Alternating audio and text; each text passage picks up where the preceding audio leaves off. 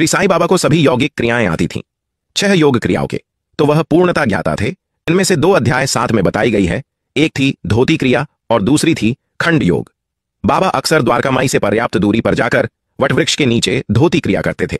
बाबा अपनी आंतों को बाहर निकालकर उन्हें साफ कर पेड़ों पर टांग दिया करते थे और इस बात की पुष्टि करने वाले लोग शिरडी में कई हुए।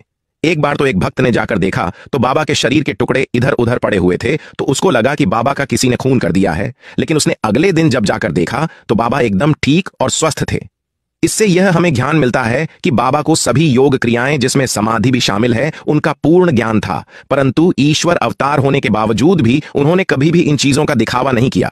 कई बार मैं देखता हूं कि बहुत चर्चा होती है कि बाबा हिंदू थे या मुसलमान थे।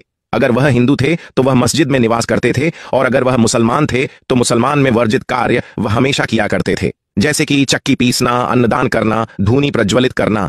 तो इन सब बातों से हमें यह पता चलता है कि जब ईश्वर से अभिन्नता हो जाती है किसी की तो उसकी कोई जाति नहीं रह जाती। तो इन व्यर्थ की चर्चा में पढ़ने बाबा हिंदू थे या मुस्लिम थे, यह एक साईं भक्त को शोभा नहीं देती। और सच्चाई तो यह है कि बाबा ने हिंदू और मुस्लिम दोनों को ही एक समान प्रेम किया और अपने भक्तों को वह सब दिया जो वह पाना चाहते थे, जिसके वह हकदार थे।